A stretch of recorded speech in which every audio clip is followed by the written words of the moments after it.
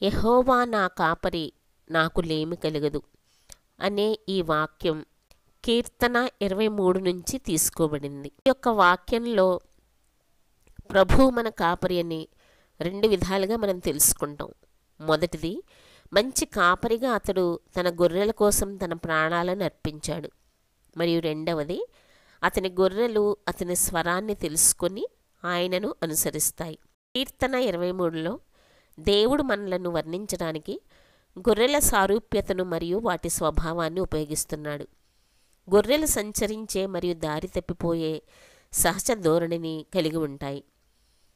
విశ్వాసులుగా మనం కూడా అదే పని చేస్తాము. యెషయా చెప్పినట్లు, మనందరము గొర్రెల వలె త్రోవ త్రప్పిపోతుమి, మనలో ప్రతి ఒక్కరూ తన మార్గమునకు మరలుకొని ఉన్నాము. గొర్రెలు దారి తప్పినప్పుడు అవి దారి తప్పిన ప్రమాదంలో దాడి చేయబడి మునిగిపోవడం లేదా కొండ చర్యలు పడిపోవడం ద్వారా తమను తాము చంపుకునే ప్రమాదం ఉంది. అలాగే మన స్వంత స్వభావంతో మన దేహము మరియు కన్నుల వాంఛలను అనుసరించి జీవిత అహంకారాన్ని వెంబడించడం అనే బలమైన ధోరణిలో ఉంటాం. అలాగే మన స్వంత వ్యర్థమైన స్వీయ నివారణలు మరియు స్వీయ నీతి ప్రయత్నాల ద్వారా గొర్రెల కాపరి నుండి దూరంగా తిరుగుతున్న గొర్రెల వలె ఉంటాము.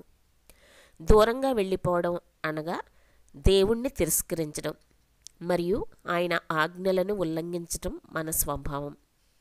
మనం ఇలా చేసినప్పుడు మనం దారి తప్పిపోయే ప్రమాదం ఉంది. దేవునికి తిరిగి వెళ్ళే మార్గాన్ని కూడా మర్చిపోతాము.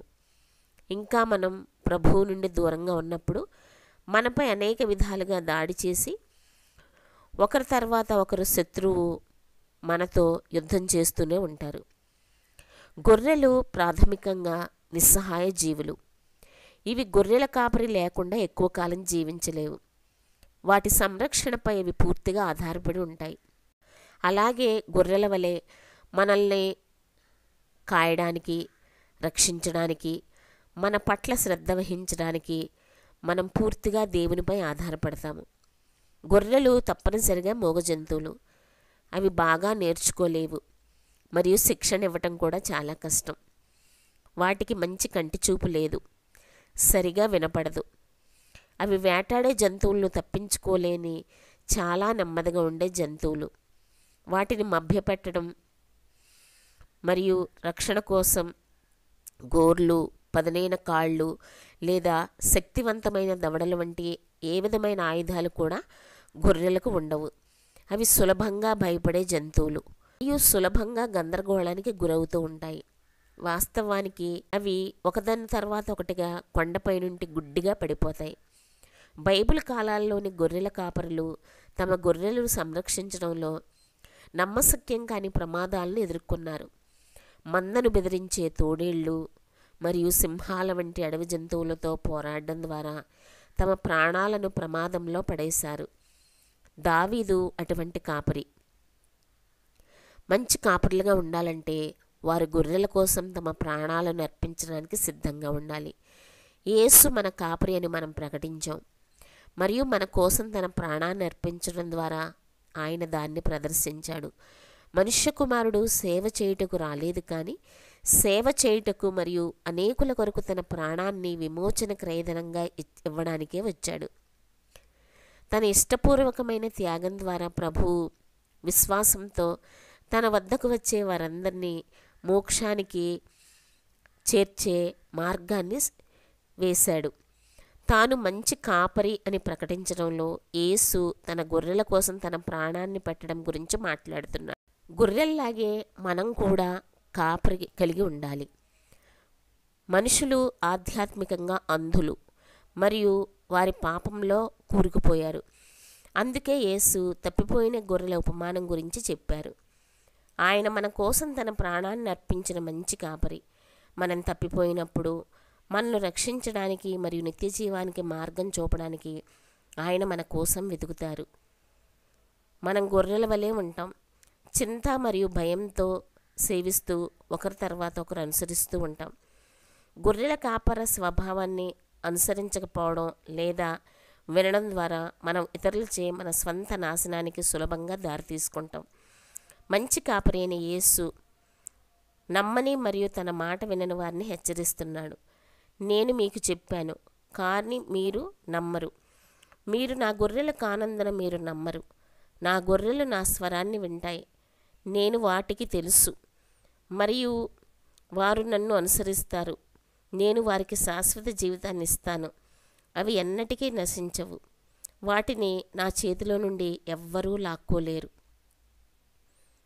కీర్తన 23లో గొర్రెల కాపరి గొర్రెల ప్రతి అవసరాన్ని తీరుస్తాడు.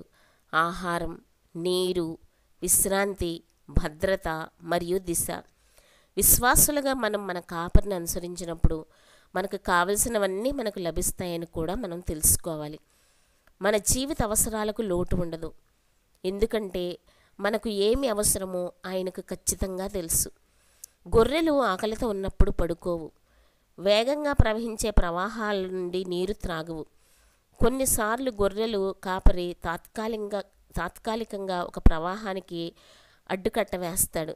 తద్వారా గొర్రెలు దాహం తీర్చుకుంటాయి. గొర్రెలను నిశ్చలమైన నీటి పక్కన నడిపించడం గురించి మాట్లాడతాం. గొర్రెల కాపరి తన గొర్రెలను నడపలేనందున వాటిని నడిపించాలి. బదులుగా గొర్రెలు తమ కాపరి స్వభావాన్ని అర్థం చేసుకొని అతని స్వరాన్ని విని అతన్ని అనుసరిస్తాయి. మనం మన కాపరి అయిన యేసుక్రీస్తును ఆయన వాక్యంలో విని ఆయనను అనుసరించాలి. మరియు ఒక గొర్రె సంచరిస్తే గొర్రెల కాపరి తన సహాయులకు మందలను అప్పగించి తప్పిపోయిన గొర్రె కోసం వెతుకుతాడు. గొర్రెలు కొత్త మార్గంలో తిరుగుతున్నప్పుడు అవి తప్పిపోయిన మార్గాల్ని అన్వేషించడం ప్రారంభిస్తాయి.